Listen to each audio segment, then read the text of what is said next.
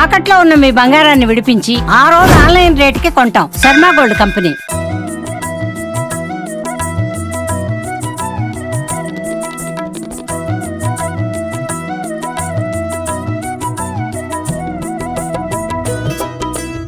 నమస్కారం, శ్రీమాత్రే నమః.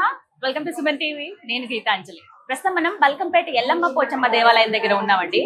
అమ్మవారు ఎంత దివ్యంగా ఉంటారో మనందరికీ తెలిసిందే. అయితే ఆ బంగారు తల్లి రంగురంగుల చీరలతో మనకి దర్శనమిస్తూ ఉంటుంది. పూల అలంకరణతో భక్తులందరికీ దర్శన భాగ్యాన్ని కల్పిస్తుంది. అయితే అమ్మవారి చీరలు చాలా ప్రత్యేకంగా ఉంటాయి కదా. మరీ విశేషంగా చెప్పుకోవాలి, అమ్మవారి కళ్యాణం రోజున అలాగే కళ్యాణ ఘట్టాలు ఏవైతే ఉంటాయో ఆ ముందు జరిగేటువంటి క్రతువులన్నింటిలోనూ చాలా విశేషంగా అమ్మవారికి చీరలు సమర్పిస్తూ ఉంటారు. ఆ చీరలు అమ్మవారికి అలంకరిస్తూ ఉంటారు, ధరింపజేస్తూ ఉంటారు. అలా అమ్మవారికి ధరింపజేసే చీరల్ని ప్రత్యేకంగా ఇక్కడ ఆలయంలోనే నేస్తున్నారండి. నాతో పాటు ఉన్నారు జయరాజ్ గారు. వారే ఎంతో భక్తి శ్రద్ధలతో అమ్మవారికి సమర్పిస్తారనమాట ప్రతి సంవత్సరం చీర. ఈసారి కూడా కళ్యాణానికి ముందు ఒక 3 చీరలు అమ్మవారికి సమర్పిస్తున్నారు.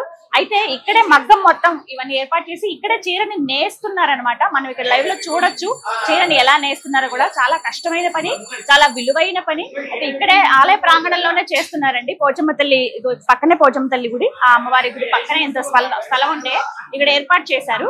జయరాజ్ గారు వీరే ప్రతి ఏడు కూడా అమ్మవారికి ఇలా చీరను సమర్పిస్తారు. ఆ చీరలు అమ్మవారు ధరించుకోవడం అనేది చాలా ప్రత్యేకం మనం చెప్పుకోవచ్చు.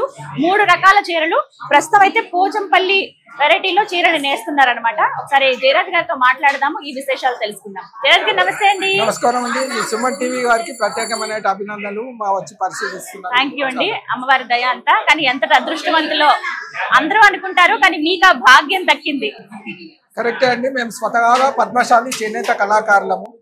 దేవతలకు వస్త్రాలు నేటువంటి వంశస్థులమైనటువంటి మేము రాను రాను ఈ యొక్క దేవతలకు వస్త్రాలు నేసిన చరిత్ర కనుమరుగైతుంది. కళాకారులు కూడా ఆ ఒక చరిత్ర ఎవరికి ఇప్పటి తరానికి తెలియకపోవడం ఒకటి.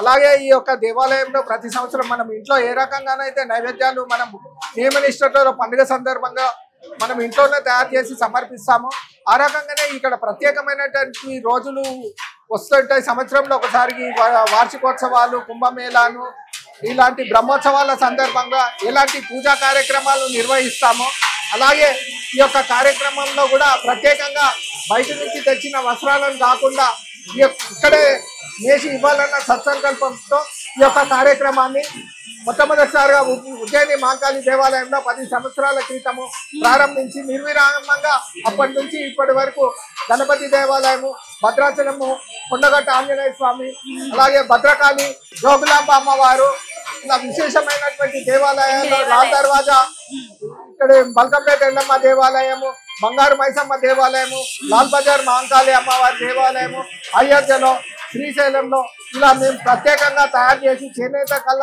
నైపుణ్యాన్ని మేము ఇక్కడ భగవంతుని దీవెనతో ఆ కళలు నెరవేరాలా, అలా పని సంకల్పించాలన్న కోరికతో చేయడం జరుగుతుంది. మొట్టమొదట 10 సంవత్సరాల క్రితం ఉజ్జయిని మహంకాళి దేవాలయంలో, సికింద్రాబాద్ ఉజ్జయిని మహంకాళి దేవాలయంలో తయారు చేయడం జరిగింది. అక్కడ ప్రారంభించారు. అమ్మలా దీవించింది మమ్మల్ని దీవించింది కాబట్టి మేము ఇక్కడ గణపతి దేవాలయం చైర్మన్ గా అయ్యాము. ఎంతో మా భక్తి తోటి మాకున్న సమస్యలు కూడా తీరడం తోటి మేము ఈ రకంగా సేవ చేసుకుంటూ పోతున్నాము. నిర్విరామంగా ప్రతి సంవత్సరం కూడా ఈ యొక్క దేవాలయాలు, అన్ని దేవాలయాల్లో ఈ సంప్రదాయాన్ని విస్తరించాలన్న సత్సంకల్పం ఉన్నాము. ఈ సంవత్సరం కూడా ప్రత్యేకంగా గోల్కొండలో కూడా నేయాలన్న సత్సంకల్పంతో ప్రయత్నం చేస్తున్నాము. త్వరలోనే అక్కడ కూడా కార్యక్రమం చేపట్టడానికి సిద్ధంగా ఉన్నాము. మొన్ననే కొమరవెల్లి మల్లన్న దేవాలయంలో చేయడం జరిగింది. ఈ రోజు అక్కడ సాయంత్రము భక్తుల సహకారంతో సమర్పించడానికి వెళ్ళడం జరుగుతుంది. ఈ సంకల్పం నెరవేరాలని మనస్ఫూర్తిగా కోరుకుంటున్నామండి. ఇక్కడ విశేషాలు తెలియచేయండి. ఎప్పుడు ప్రారంభించారు చీర నేయటం? ఈ 3 రోజుల క్రితం ఇక్కడ మొత్తము అంతా ఫిట్టింగ్ చేసుకోవడం జరిగింది. మగ్గము దాని సెట్టింగ్స్ అన్ని చేసుకోవడం జరిగింది. ఈ రోజు ఉదయము దేవాలయ పూజారులతో ఈ యొక్క కార్యక్రమాన్ని పూజా కార్యక్రమాలు నిర్వహించి ప్రారంభోత్సవం జరిగింది. ప్రారంభోత్సవానికి శ్రీనివాస్ యాదవ్ గారు వచ్చారు, ఈవో గారు వచ్చారు, చైర్మన్ గారు వచ్చారు.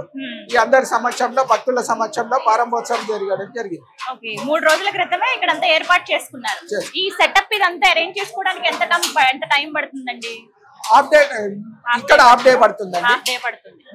ఎంత మంది పని చేస్తారు ఇందులో? మామూలుగా అయితే ఒక చీర తయారు చేయడానికి 6 నుంచి 7 రోజులు పడుతుంది సమయము.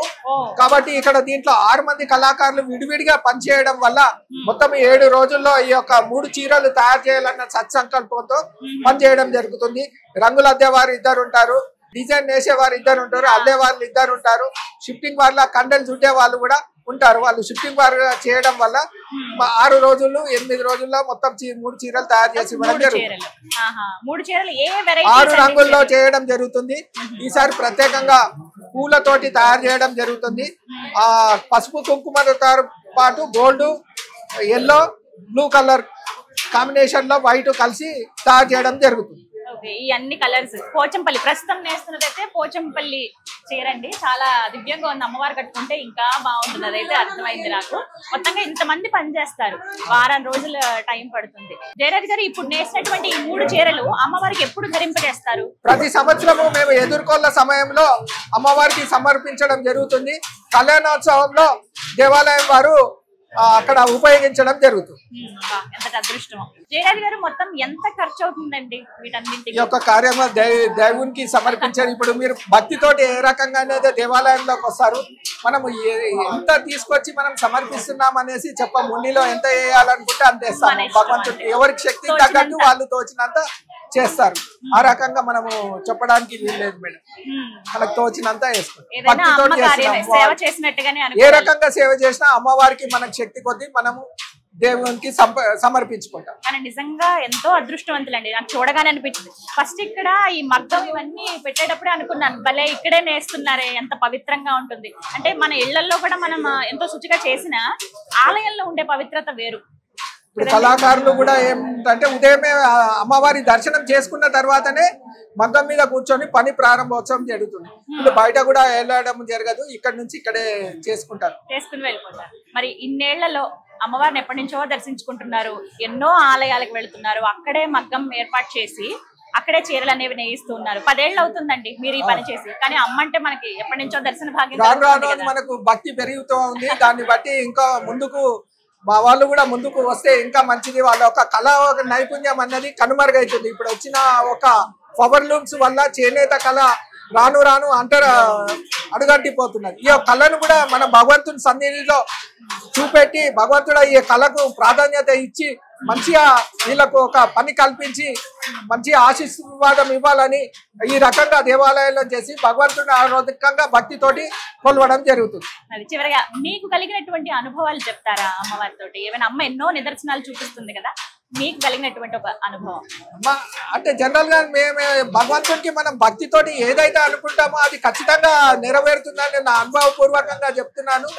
గతంలో కూడా ఎంతో మంది కూడా ఏదైనా భక్తితోటి కొలుస్తారో భగవంతునికి ఆ యొక్క ఆశీస్సులు అమ్మవారి భగవంతుని ఎప్పుడు కూడా ఉంటాయని ఈ సందర్భంగా అనుభవపూర్వకంగా తెలియజేస్తారు.